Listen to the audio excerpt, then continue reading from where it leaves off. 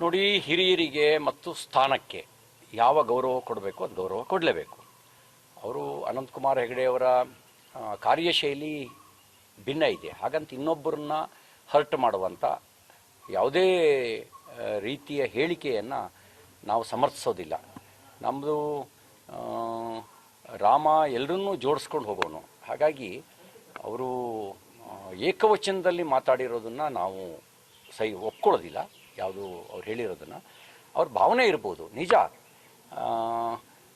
42,000ಕ್ಕೂ ಹೆಚ್ಚು ಮಂದಿರಗಳನ್ನು ಗಜ್ನಿ, ಗೋರಿ, ಖಿಲ್ಜಿ, ಔರಂಗಜೇಬ್ ಇವ್ರ ಕಾಲಘಟ್ಟದಲ್ಲಿ, ಅಂದರೆ ಮೊಘಲರ ಕಾಲಘಟ್ಟದಲ್ಲಿ, ಈ ಕಡೆ ದಕ್ಷಿಣದಲ್ಲಿ ಮಲಿಕಾಫರ್ನ ದಾಳಿಯ ಸಂದರ್ಭದಲ್ಲಿ, ಆದಿಲ್ ಶಾಹಿಗಳ ಆಳ್ವಿಕೆಯ ಸಂದರ್ಭದಲ್ಲಿ, ನಿಜಾಮ್ರ ಆಳ್ವಿಕೆಯ ಸಂದರ್ಭದಲ್ಲಿ, ಟಿಪ್ಪು ಸುಲ್ತಾನ್ ಆಳ್ವಿಕೆಯ ಸಂದರ್ಭದಲ್ಲಿ, ಮದುರೈ ಸುಲ್ತಾನರ ಆಳ್ವಿಕೆಯ ಸಂದರ್ಭಗಳಲ್ಲಿ ದೇವಾಲಯಗಳನ್ನು ಧ್ವಂಸ ಮಾಡಿ ಮಂದಿರ ಕಟ್ಟಿರೋದು ನಿಜ.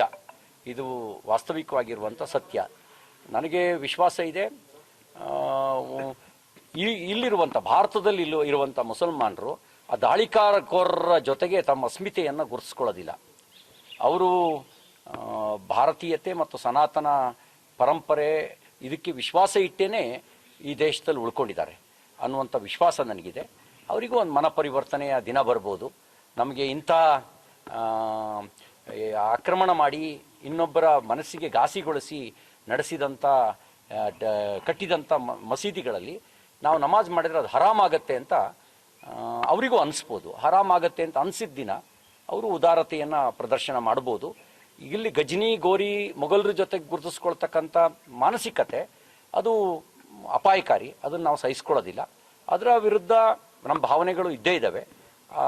ಎಲ್ಲ ಮುಸಲ್ಮಾನರು ಅದೇ ತಕ್ಕಡಿಲಿಟ್ಟು ನಾವು ತೂಗೋದಿಲ್ಲ. ಇಲ್ಲಿರುವ ಮುಸಲ್ಮಾನರು ಗಜ್ನಿ, ಗೋರಿ, ಬಾಬರ್ ಮಾನಸಿಕತೆಯಿಂದ ಹೊರಗಡೆ ಬರಬೇಕು. ಅವರಿಗೆ ಶಿಶುನಾಳ ಶರೀಫು, APJ ಅಬ್ದುಲ್ ಕಲಾಮು ಅಂಥವ್ರು ಆದರ್ಶ ಆಗಬೇಕು.